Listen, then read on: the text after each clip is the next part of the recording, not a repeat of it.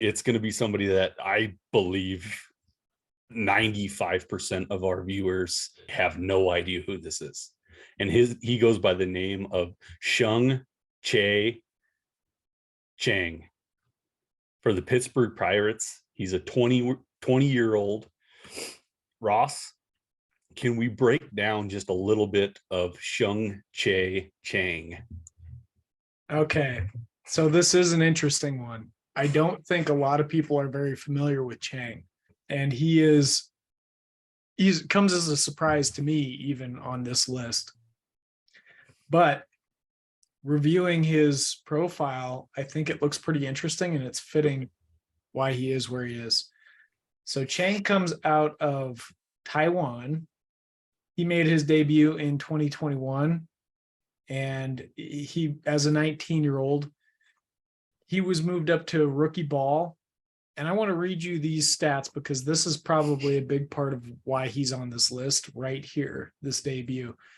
In 157 plate appearances, he walked 30 times and only struck out 14. So he walked more than twice as much as he struck out that season debuting. Granted, he was 19, a little bit older for that rookie level than we sometimes see. But his overall slash line was 312 with a 449 OBP and a 492 slugging percentage. He hit 4 home runs in those 157 plate appearances, and he stole 16 bases. So pretty impressive debut.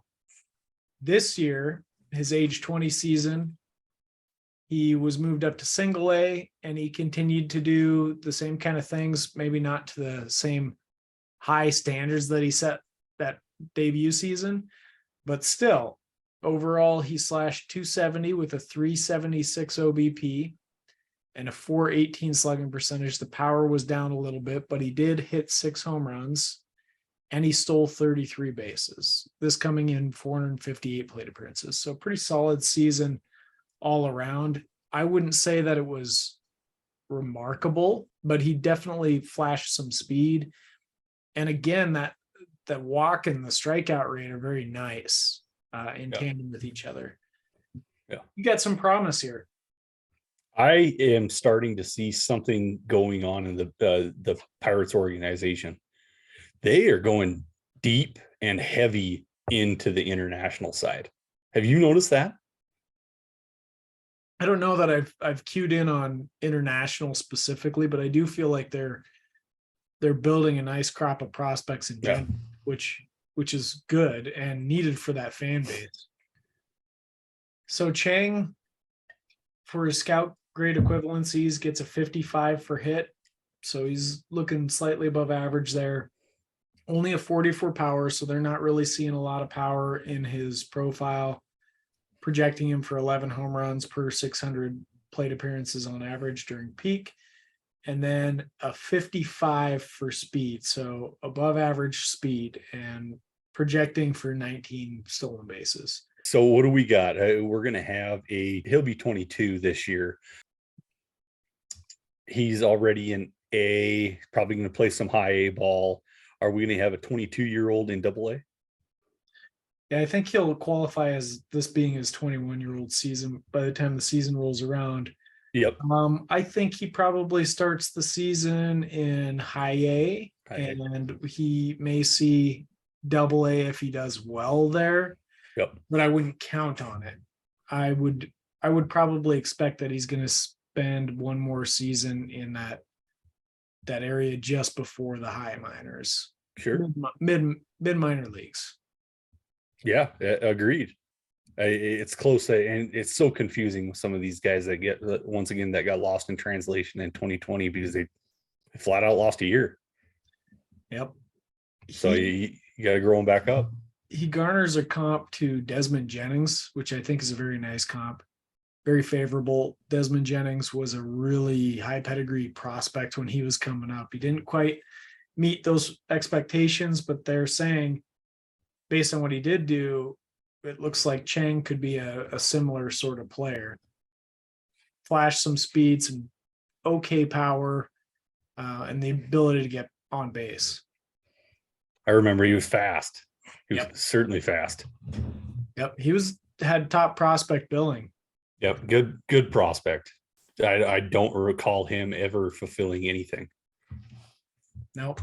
He was at one time a top 10 prospect.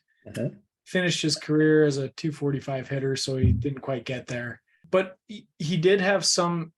I mean, looking back on his career now, it doesn't look that bad. He didn't hit for a lot of average, but he did have 4 seasons with double-digit home runs in a row, and In the majors. in the majors. Yep. And one of those seasons, he stole 31 bases along with it. So those are pretty solid, productive numbers for fantasy, just not a lot of bat. And, I do want to emphasize this, that it seems to me the guys without the bats are the ones that don't last in the major leagues. And they're the ones that kind of disappear and you kind of forget about. And you don't think that they were productive players. But as I'm reflecting on it right now, that looks like you could squeeze a few good years out of him, Sure. Yeah, it was a surprise to me. And I was more than willing to jump in and check him out. And I think he's a guy that everybody should keep an eye on. Is it somebody that you want to go get? I don't quite think so yet. This is a big year for him. And I mean, the Pirates could use all the help they can get, whether he moves to the outfield. We know O'Neal Cruz is going to be playing in the infield, whether it be shortstop, third base, or he could go to the outfield too. But Pirates need all the help they can get. And I think he could be a big help on it. Once again, I think this is a big watch. Your thoughts on that? Sure would be nice to see one more season out of him. Yeah. I'm surprised he's above like Amador and Arroyo. They're so close, but it shocks me that he's edging those guys out on here. STS likes him, man. STS likes him. Is he a go get him? I think you nailed it spot on. He's probably a keep your eye on him guy. I mean, if this guy is owned, if you're in a very deep league, like, it's always about the asking price, because right now you could probably get him pretty affordable. If he does have that breakout next season, you're going to pay a lot more.